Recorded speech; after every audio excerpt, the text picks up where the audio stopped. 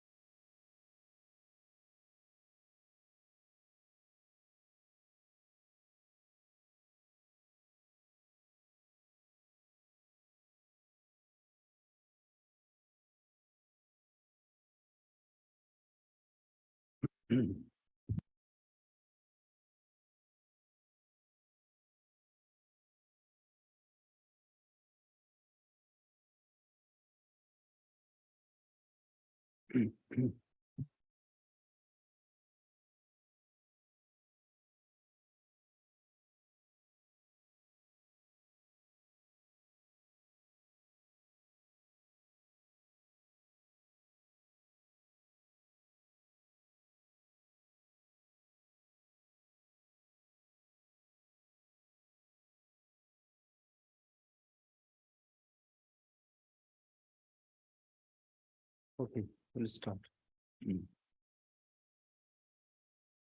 Shri Gurubhyo Namaha Harihi Om. Sahana Vavatu Sahano Bhunaktu Sahaviryam Karvavahai तेजस्विनावधीतमस्तु मा विद्विषावहै। ॐ शान्ति शान्ति शान्तिः। हरिः ॐ। असतो मा सद्गमय तमसो मा ज्योतिर्गमय मृत्योर्मा अमृतं गमय आविराविर्मयेधि। ॐ शान्ति शान्ति शान्तिः। हरिः ॐ। सर्ववेदांत सिद्धांत गोचरम तम अगोचरम गोविंदम परमानंदम सद्गुरुं प्रणतोस्म्यहम्। Let we be protected, let we be nourished, let we strive with energy and vigor. Let our study be enlightening and not give rise to hostility. Om peace, peace, peace. Lead us to truth and not to untruth. Lead us to enlightenment and not ignorance. Lead us to immortality and not death. Let the self-manifest Atman grow in me. Om peace, peace, peace. I bow to Govinda, whose nature is bliss supreme, who is the Sadguru, who can be known only from the import of all Veda, and who is beyond the reach of speech and mind. Before we proceed, David,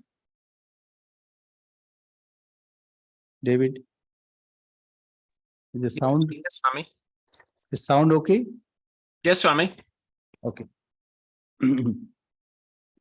So we are studying Vivekachudamani and it is concluding portion. So we have completed the preliminaries and also advanced teachings. And here it is after realization what happens. That is important. What are necessary? The purity of mind and total absorption in the self. Then what remains? So this we'll discuss today. So before we proceed, let us read from the complete works of Swami Vivekananda. And I'll read from the Gospel of Sri Ramakrishna also. It's very important. So yes, go ahead. The longing for this blissful universe is in all hearts. It has been the search of all nations. It is the one goal of religion. And this ideal is expressed in various languages in different religions. It is only the difference of language that makes all these apparent divergences.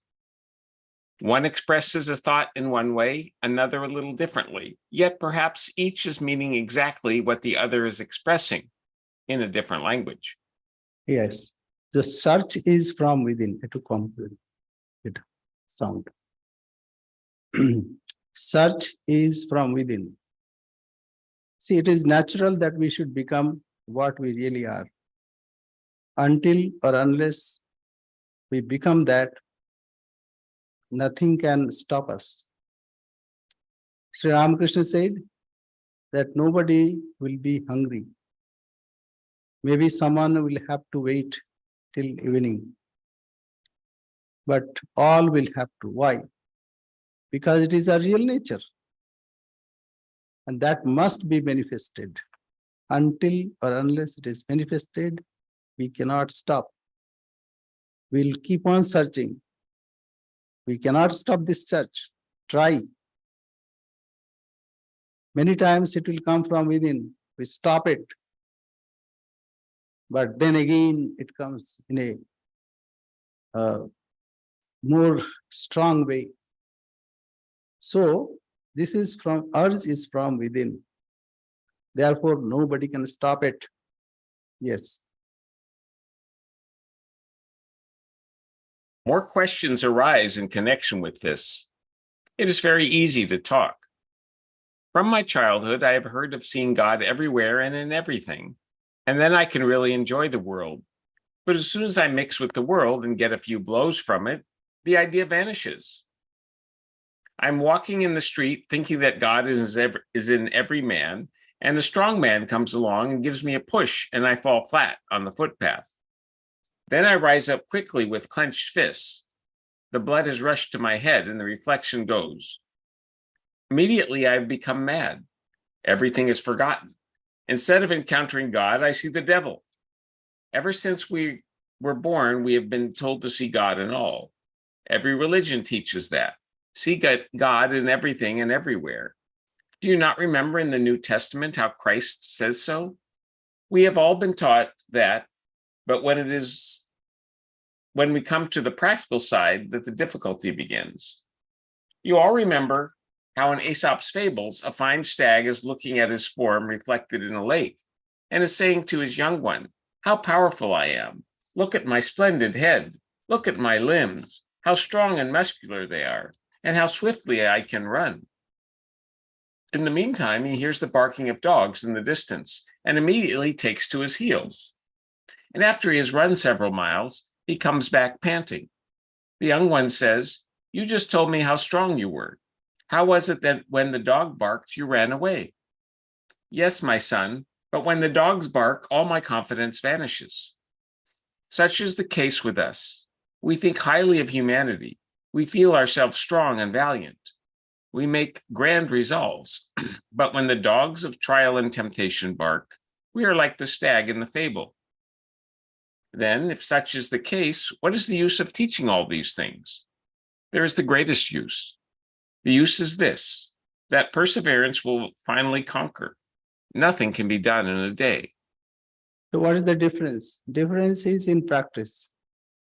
Until or unless we are pure, whatever we say, it's not enough. The purity is the strength. As we become pure and we have great faith in ourselves, in the words of gurus and in the scriptures, we realize it. It is the realization that gives us strength. Even greatest temptation cannot do anything. So it is based on realization. Realization of what? Neha nanasti kinchan. Here there are not many. As soon as we perceive two, we try to punish. That is why we are upset or mad. It is because of finding separateness. But when there are no two, how can you fight with anyone? So it is because there is not total realization, and that is why this situation comes. Yes, go ahead. This self is first to be heard, then to be thought upon, and then meditated upon. Everyone can see the sky. Even the very worm crawling upon the earth sees the blue sky, but how very far away it is. So it is with our ideal. It is far away, no doubt, but at the same time, we know that we must have it. We must even have the highest ideal. Unfortunately, in this life, the vast majority of persons are groping through this dark life without any ideal at all. If a man with an ideal makes 1,000 mistakes, I'm sure that the man without an ideal makes 50,000. Therefore, it is better to have an ideal. And this ideal we must hear about as much as we can, till it enters our hearts, into our brains, into our very veins, until it tingles in every drop of our blood and permeates every pore of our body. We must meditate upon it. Out of the fullness of the heart, the mouth speaketh, and out of the fullness of the heart, the hand works too. Yeah, so it is abhyasa and vairagya. Abhyasa means practicing again and again, over and over again. And vairagya means renunciation. Renunciation means what? Whatever is not helpful, whatever is not helpful, that we are to leave. If we want to cling to that, we cannot progress. So these two conditions are very important, abhyas and vairagya. So what happens Why we should live? We should live because it is not real. It is not correct. It is not the right thing to hold. This idea should come. And that is why Vivek, the power of discrimination is so important. As we segregate and separate what is not real, what is temporary, what is not eternal, if we can realize this, then we'll not hold on to it. Maybe in the beginning, there will be some attraction, but within there is the strength that will build up gradually and gradually. You cannot resist. You cannot stop. So this will come only with the idea that what is eternal and what is not temporary. If we have that love, and then we have to proceed on that. First goal is to be fixed. For anything, we first need a goal, then a procedure or a route. Say, to come to Vedanta Society, you have to fix your mind first that I'm going to Vedanta Society. And then there is a route, with a procedure. You have to follow that procedure. And then only you can reach. And if you keep on changing your procedure, you cannot reach. As Sri Ramakrishna said, if you dig a well here for a few feet, you don't find water. Then you dig another place. And then another place. So you cannot find water. You have to follow one route or route. And then you have to proceed.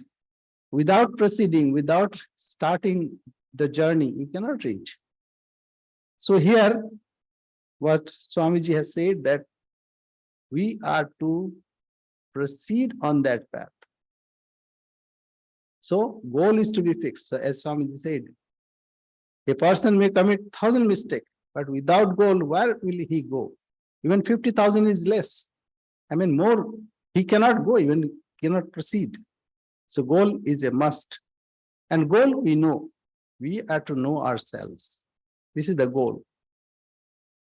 And to know this, there are routes we have to follow. So then we have to proceed on that path. Yes. It is thought which is the propelling force in us. Fill the mind with the highest thoughts. Hear them day after day. Think them month after month. Never mind failures. They are quite natural. They are the beauty of life, these failures. What would life be without them? It would not be worth having if it were not for struggles. Where would be the poetry of life? Never mind the struggles, the mistakes. I never heard a cow tell a lie, but it is only a cow, never a man. So never mind these failures, these little backslidings. Hold the ideal 1,000 times. And if you fail 1,000 times, make the attempt once more. The ideal of man is to see God in everything. But if you cannot see him in everything, see him in one thing, in that thing which you like best, and then see him in another. So on you go. There is infinite life before the soul. Take your time and you will achieve your end. Yeah. So as a teacher, as your teachers, Swamiji is encouraging, never mind, there may be mistake, but those mistakes are experiences that will help in our future endeavors. Therefore, not to worry about mistakes. It is okay. The continuity of journey, this is most important. As Sri Ramakrishna gave example, if you are going to Puri and you are following a wrong path, somebody will come and say, my dear good man, this is not the way. Please follow that one. So somebody will come and tell you. So this is the system. System means, again, it is ingrained within us. We are to reach there. A drop of water will reach the ocean. Maybe somewhere it is dried up, again it will rain, again it will go. Ultimately, it must reach the ocean. So We have no other goal. We cannot go anywhere else. So that is why we have to continue our journey. Yes. He, the one who vibrates more quickly than mind, who attains to more speed than mind can ever do, whom even the gods reach not, nor thought grasps. He moving everything moves, in him all exists. He is moving, he is also immovable. He is near and he is far. He is inside everything. He is outside everything, interpenetrating everything. Whoever sees in every being that same Atman, and whoever sees everything in that Atman, he never goes far from that Atman. When all life and the whole universe are seen in this Atman, then alone man has attained the secret. There is no more delusion for him. Where is any more misery for him who sees this oneness in the universe? Tad ejati, tad ejati, tannejati, tad dure tadvantike. So everything, say that which is closer, closest of close, and again he's far away. That is what? That truth on which the concept of closeness and farness is residing. And that vibrates and that animates, that again not animates, not vibrates. So all the concepts are in this. Therefore, we have to achieve this. Yes. This is another great theme of the Vedanta, this oneness of life, this oneness of everything. We shall see how it demonstrates that all our misery comes through ignorance, and this ignorance is the idea of manifoldness, this separation between man and man, between nation and nation, between earth and moon, between moon and sun. Out of this idea of separation between atom and atom comes all misery. But the Vedanta says this separation does not exist. It is not real. It is merely apparent on the surface. In the heart of things, there is unity still. If you go below the surface, you find that unity between man and man, between races and races, high and low, rich and poor, gods and men and animals. If you go deep enough, all will be seen only as variations of the one. And he who has attained to this conception of oneness has no more delusion. What can delude him? He knows the reality of everything, the secret of everything. Where is there any more misery for him? What does he desire? He has traced the reality of everything to the Lord, the center, the unity of everything. And that is eternal existence, eternal knowledge, eternal bliss. Neither death, nor disease, nor sorrow, nor misery, nor discontent is there. All is perfect union and perfect bliss. For whom should he mourn then? In the reality, there is no death. There is no misery. In the reality, there is no one to mourn for, no one to be sorry for. He has penetrated everything, the pure one, the formless, the bodiless, the stainless, he the knower, he the great poet, the self-existent, he who is giving to everyone what he deserves. They grope in darkness who worship this ignorant world, the world that is produced out of ignorance, thinking of it as existence. And those who live their whole lives in this world and never find anything better or higher are groping in still greater darkness. But he who knows the secret of nature, seeing that which is beyond nature, through the help of nature, he crosses death. And through the help of that which is beyond nature, he enjoys eternal bliss. Thou sun, who hast covered the truth with thy golden disk, do thou remove the veil, so that I may see the truth that is within thee. I have known the truth that is within thee. I have known what is the real meaning of thy rays and thy glory, and have seen that which shines in thee. The truth in thee I see, and that which is within thee is within me, and I am that. So all these say our consciousness. In our consciousness, all these things, all these concepts are floating. It is the consciousness on which the nearness, farness, or distance, or higher, lower, all the concepts are residing. And if we can know this self, this consciousness, Say, consciousness is also outer expression, the source of consciousness. Then everything is solved. So that is to be known.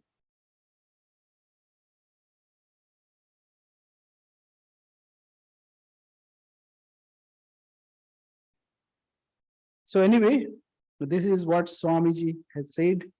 So this is here what we are studying. The disciple has already known it. And this knowledge is not put from outside. Rather, it is already within us, already within him. And only all the obstructions are removed. And then it reveals. I'll read from the Gospel of Sri Ramakrishna because this is very important. A person asked, what is the proof? What is the proof that soul is separate from the body? Master, proof? God can be seen. God can be realized. By practicing spiritual discipline, one sees God, one realizes God through his grace. Again, it is not conditional, it's unconditional. The rishis directly realize the self. One cannot know the truth about God through science. Science gives us information only about things perceived by the senses. See, like senses, whatever we see, whatever that we can measure. Even the minutest thing. So all these are sense perception. But God is not sense perception. Self is not sense perception. Consciousness is not sense perception. Rather, sense perception is in the consciousness. And we are talking about the source of consciousness. So that can be realized only through spiritual practice. As Guru tells you, one has to proceed on that path. Only then one realizes it is not sensory perception that is important. This material, let's say like science, what science is, you mix with this and that, then this will become, or whatever is measurable. For this reason, a man cannot comprehend spiritual things with his ordinary intelligence. This is Raj Vidya Raj Guhyam and Adhyatma Vidya Vidyanam. In and through this, we understand everything. How can we understand it? Vijñātāram are kena vijaniya. How can you know objectively the knower? You cannot know objectively the knower. If you know, that means it is objectified. That is not that. So that is why in Kena Upanishad it is said that he who knows, knows not. But he who does not know, knows. That means what? It cannot be objectified. Now, master to the actor. You asked me about self-realization. Longing is the means of realizing Atman. So first one should have that longing. When we are really hungry, what we do? We search something to eat. And it cannot be induced. If you are not hungry, even if you press the person, he will not eat because he knows that he'll die if he overeats. A man must strive to attain God with all his body, with all his mind, with all his speech. Because of an excess of bile, one gets jaundice. Like this, Sri Ramakrishna gives example. So, excess of bile gives that whatever you see all yellow. So as Swamiji also said, think of it, work on it, eat that, everything, whatever, that is to be concentrated. That means all our efforts should be for that only. The example of Sri Ramakrishna, like when you want to melt gold, what do? You blow, you have fan, and there is a blower also. Like all three together, then only the temperature will be there. So that is what is being said, that a man must strive to attain God with all his body, with all his mind, and with all his speech. Because of an excess of bile, one gets jaundice. Then one sees everything as yellow. One perceives no color but yellow. Among you, then another example gives that actors, they imitate woman characters, so they behave like that. The mind is like white linen, just returned from the laundry. It takes on the color you dip it in. So our thought process, all our efforts should be soaked in it. Yes, first is the purification of mind. Afterwards, if you direct the mind to the contemplation of God, it will be colored by God consciousness. Again, if you direct the mind to worldly duties, such as the acting of a play, it will be colored by worldliness.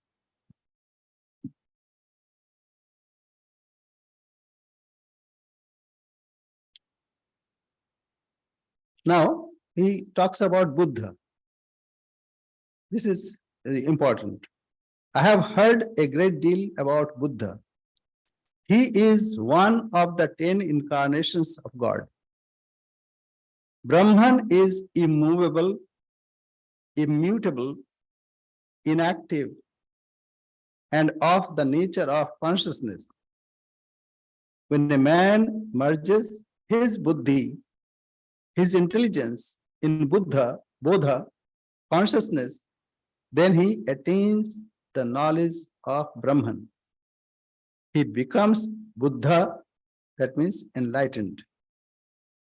Nangta used to say, Nangta means his guru, is to say that the mind merges in the buddhi, intellect, and the buddhi in bodha, consciousness. So mind in intellect, mind merges in intellect, and intellect merges in consciousness, bodha swarupa. The aspirant does not attain the knowledge of Brahman as long as he is conscious of his ego. See what happens, we are conscious of our ego, and we are conscious of all the creation. So that is why we are lacking there. When we have idea of many, we lack that idea of absolute. The aspirant does not attain the knowledge of Brahman as long as he is conscious of his ego. And ego is because of our ignorance. And ego creates intellect, even mind, even the idea of body. The ego comes under one's control after one has obtained the knowledge of Brahman and seen God. So ego comes under the control. So till ego is there, we cannot achieve that. That is even bhaktas, what is supposed to do. What a bhakta is supposed to do. He submits, he surrenders totally. So that ego is submitted, surrendered to God. So this ego is the problem. The ego The ego comes under one's control after one has obtained the knowledge of Brahman and seen God. Otherwise, the ego cannot be controlled. It is difficult to catch one's own shadow. As Sri Ramakrishna, immediately he'll give some example. It is difficult to catch one's own shadow. But when the sun is overhead, the shadow is within a few inches of the body. That means, and when really it is all shining, there is no shadow at all, no ego. A devotee, what is the vision of God like? What is the vision of God like? What happens that time? Master, very simple. Haven't you seen a theatrical performance? The people are engaged in conversation when suddenly the curtain goes up. Then the entire mind of the audience is directed to the play. The people don't look at other things any longer. Samadhi is to go within oneself like that. That means when we are aware of many, our mind goes there. But as soon as that consciousness, the source of consciousness aware, we are aware or we one with it, then what happens? All other thing drops away. Like audience, they stop looking each other. They look at the stage, what is happening there. The people don't look at other things any longer. Samadhi is to go within oneself like that. Samadhi is to go within oneself like that. When the curtain is rung down, people look around again. So again, they look around. So after Samadhi comes out, and then he looks around. Just so, when the curtain of Maya falls, the mind becomes externalized.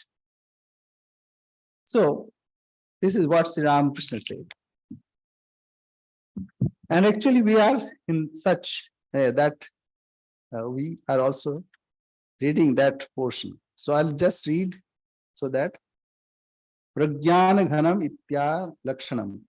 The Shrutis, by setting forth the real nature of the Atman in the words, the embodiment of knowledge, etc., which indicate its reality, speak of the destruction of the apparent limitations. So what is that? Pragyana Ghana.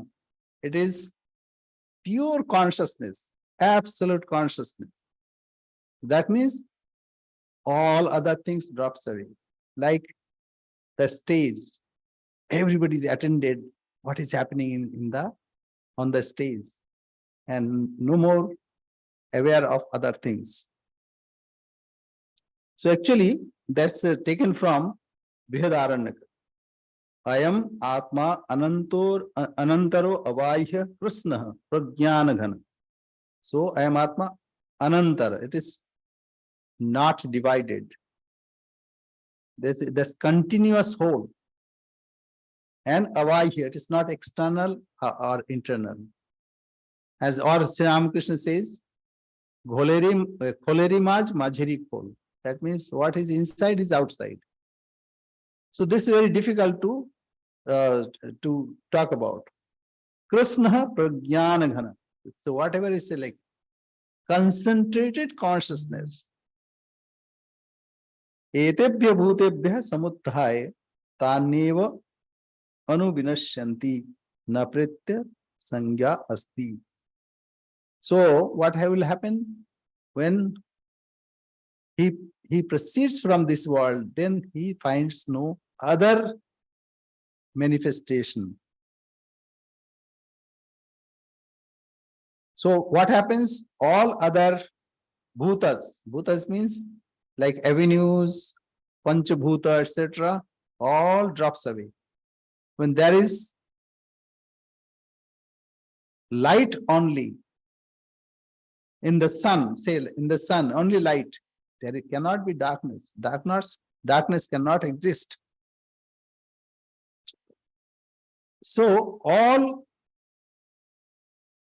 the karya karan, that means the effect and the cause and effect, it is because of ignorance that will drop off.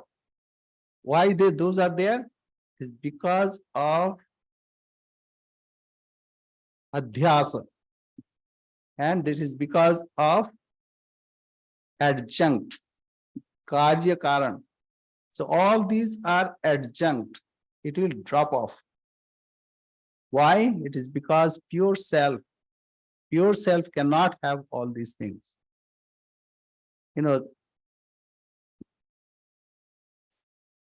So why it cannot exist other thing? Because the dawn of Brahma Jnana, that means the knowledge, dawn of knowledge will negate everything. How it is so?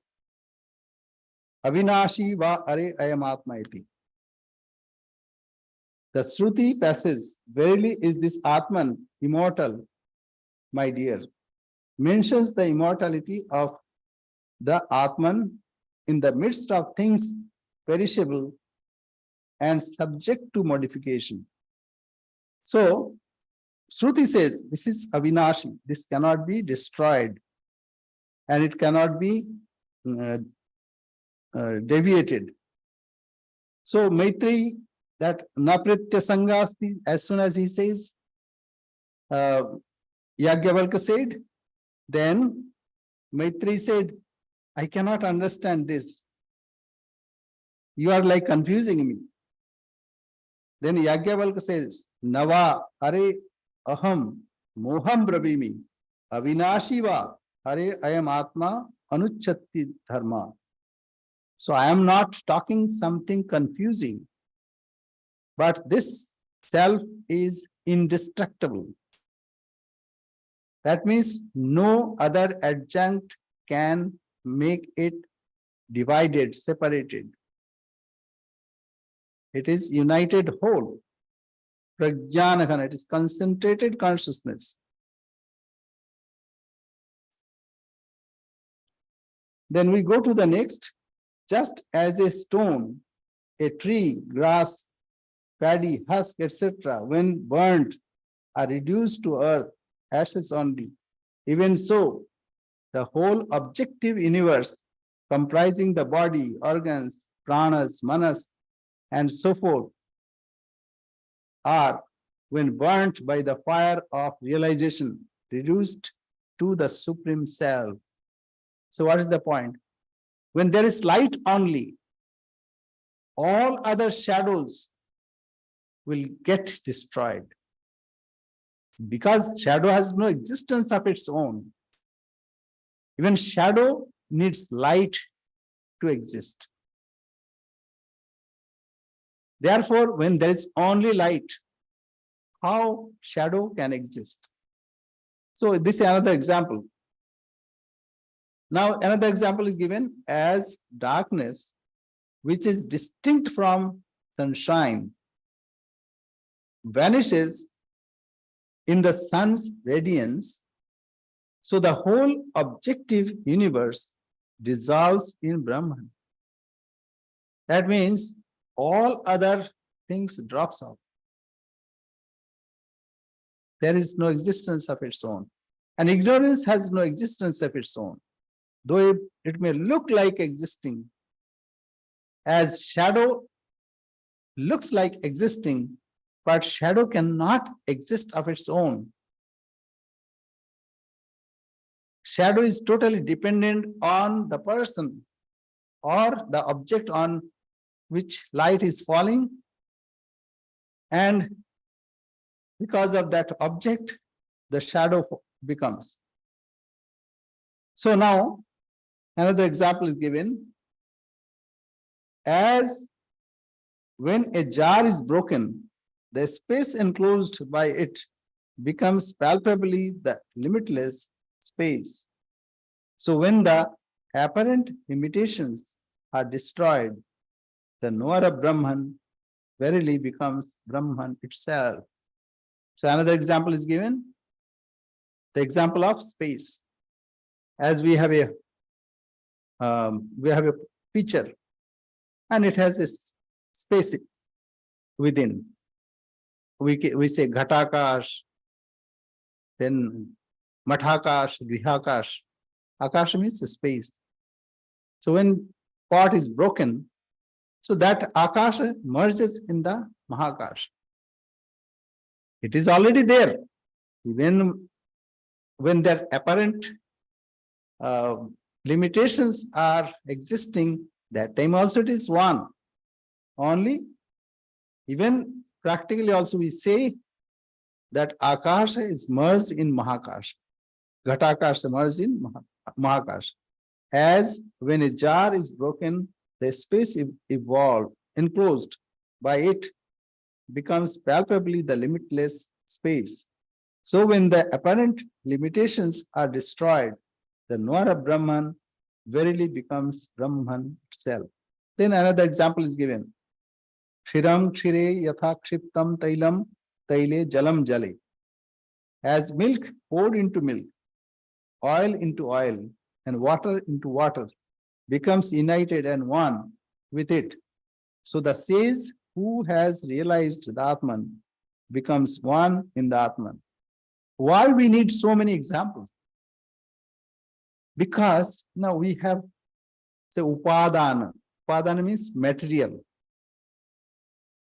And when we give a shape, say gold, gold is upadana. And when gold is molded in an ornament, so we give a name and it has a form. When you melt that ornament, gold is there. The name and form has gone. But here, even material is that same one. It's not separate. It's consciousness. Concentrated consciousness. Prajnana ghana. So there is nothing other than this. That is why we need so many examples to show that it alone exists. It is material and also with name and form. The whole thing, it is the same.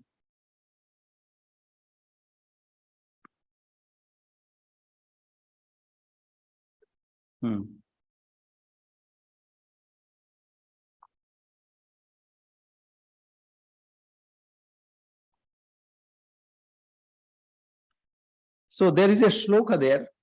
Yathodakam shuddhe shuddham asiktam tadrigeva bhavati. Evam munehe vijanatah atma bhavati Gautameti. That, O Gautama, like pure water thrown into pure water, so both becomes one. Similarly, those who are contemplative, who can see this oneness of the self, they also become one. Then another shloka is there, it's mantras. Yatha nadyah sannamanaha samudrastam gachanti nama rupa bihai. As a river enters in the ocean and it becomes ocean, leaving behind name and form. Similarly, tatha vidwan nama rupat vimuktaha. Then similarly, the knower of self leaves aside the name and form and all adjuncts. Parat param purusham upaiti divyam. And he attains that supreme Purusha, who is higher than highest. So we go to the next.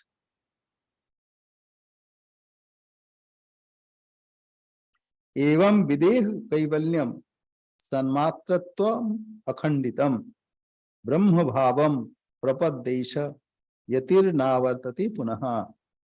Realizing thus the extreme isolation that comes of disembodiedness, disembodiedness. So like when a person leaves this body, he cannot have another body because he has merged his ego. There is no separate identity. He cannot have embodied expression and becoming externally identified. That means he realizes it's all one. Apparently, we may think that he is a like normal human being, but he knows in his heart that he is not separate. He is one with the Supreme. So becoming externally identified with the absolute reality, Brahman, the sage, no longer suffers transmigration. So there is no transmigration for him. So one is called Videha and Kaivalya. Videha means when he leaves the body, Videha Bhukti. And Kaivalyam means onlyness. Kaivalyam. Satmatra Tvam Akhanditam. So there is no division because it is only the truth. Brahma Bhavam Prapaddesha Yatir Navartate Punaha. So he such a realized soul will not come again, will not transmigrate. Okay, we go to the next. Sadatmaikatva Vijnana Dagdha Vidyadi Varshmanaha Amishya Brahma Bhutatvat Brahmanaha Uta Udbhavaha. How can it be? For his bodies consisting of nescience means ignorance, ajnana, having been burnt by the realization of identity. Say it is like removal of the shades or shadows as one enters in a lighted place. Similarly, he cannot have that identity, separate identity. For his bodies consisting of nescience, etc., having been burnt by the realization of the identity of the Jiva and Brahman, he becomes Brahman itself. Brahmavit Brahmaiva Bhavati. And how can Brahman ever have river? No, he cannot. But we see, say like Sri Ramakrishna descends, an incarnation descends. How that happens? It happens in a very, very special case. It is because of compassion that he takes a form, Bhaktanukampa Dhrita Vigraham Vai. It's out of compassion for devotees. He takes a form. Like a poet said, Arupa Shayare Leela Lahari. There is an ocean without form. But then came a breeze. What is that?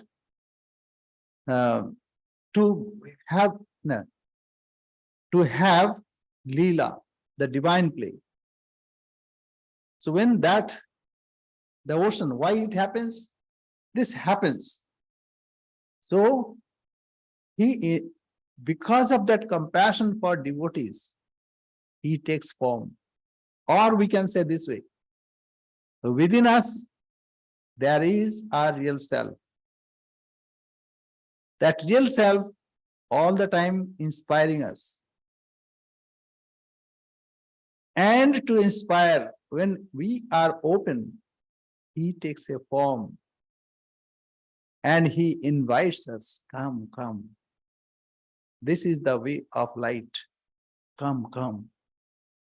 So it is our desire that we want a form. That Supreme Being takes a form. It is because of our desire. It's not his desire. So we want to enjoy. We means devotees. Therefore, for devotees, he takes form. And it is not because of his desire. It is the desire of devotees. They pray, "Oh God, please show me the way." And he graciously accepts that.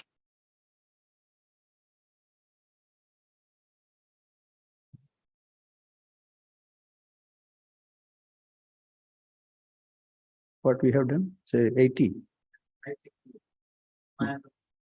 Yeah.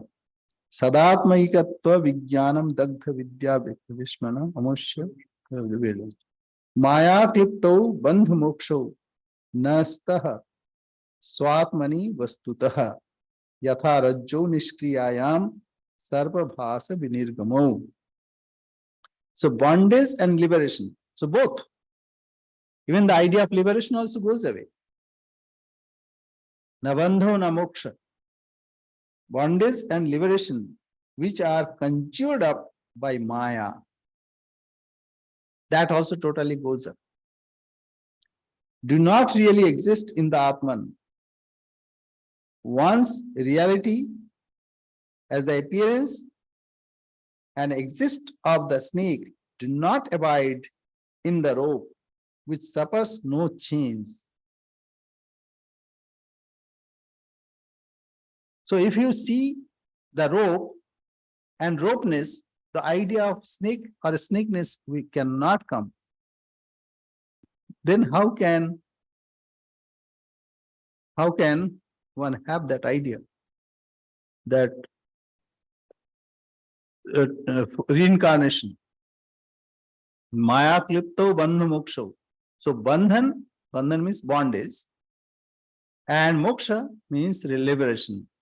All these are because of our confused thinking.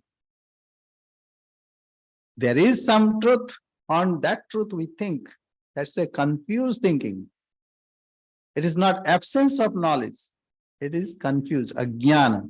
Knowledge is there, but not clearly understood. So maya klipto bandhu moksho nastah swatmani vastuta. These are in the self, it is not there. In your real self, say like when you are in deep sleep, even though you have no idea that you are sleeping.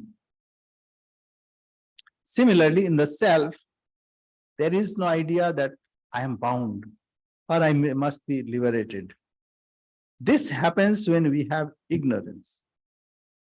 Yatha rajjo nishkriyayam sarpabhasa vinirgamo. So, on a rope, we see a snake because of our ignorance. And when that ignorance goes away, when we bring light, then there is no snake at all.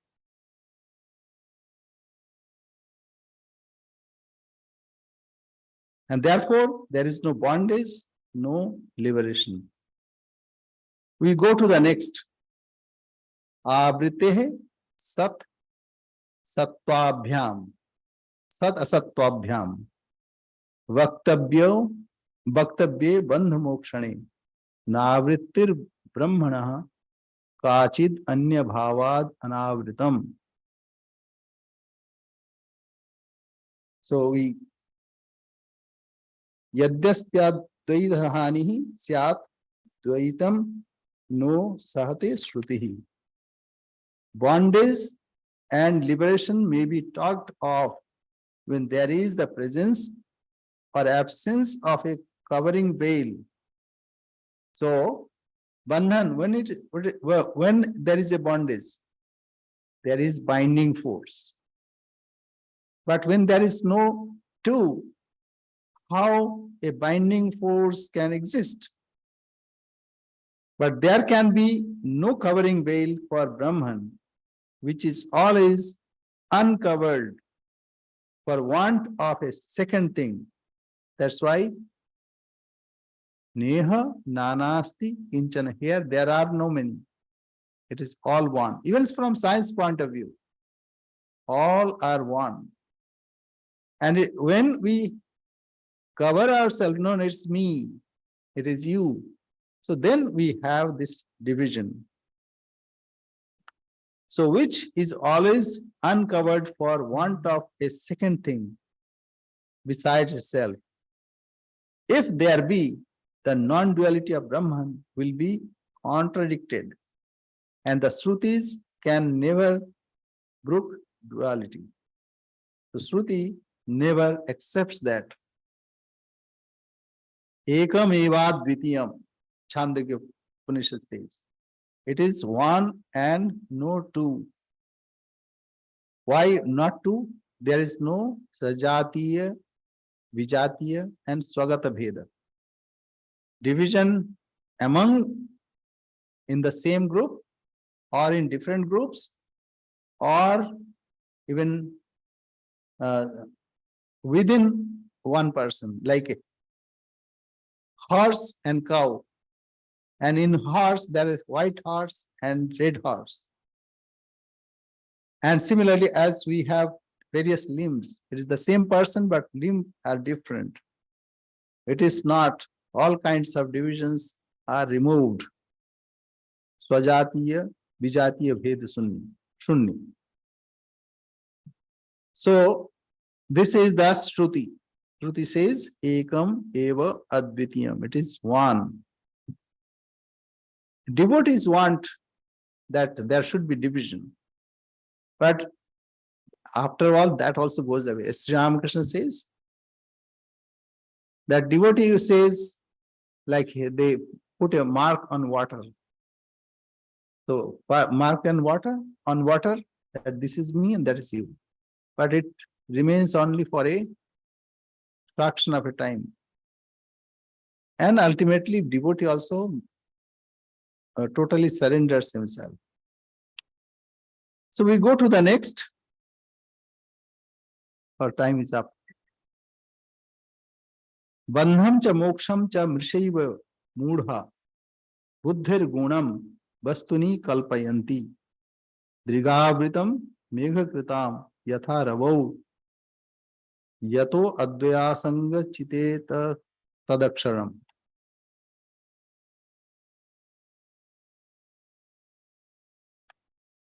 171. So, bondage and liberation, bandhancha, mokshancha. Mrishaiva. Mrishaiva means it's only false, falsity. Bondage and liberation are attributes of the intellect, which ignorant people falsely superimpose on the reality. So it is because of our intellect, and why intellect? Ego. Because of our ego, this division comes. As the covering of the eyes by a cloud is transferred to the sun. So what is happening? There is a cloud that came in between sun and our eyes. So what we do? We attribute that covering by cloud to the sun. But sun is never covered. Sun is all the time bright and shining. For this immutable Brahman is knowledge absolute, the one without a second and unattached. So this is the nature of Brahman. So Brahman is shining all the time. It is because of our own ignorance that we see many. And we are confused that we are in bondage. Now we want liberation. And through purity of mind and repeated practice and practicing Vivek and Vairagya, one attains this. Anyway, we'll stop here. Any question?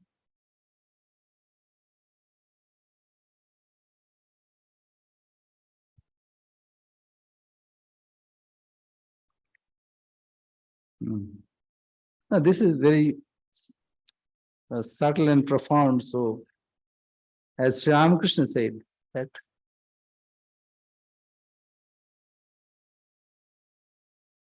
first spiritual practices are to be done. And as and when mind totally absorbed in it, then this realization comes. So we stop here. So how many shlokas are there now? Right. Okay, we'll try to complete.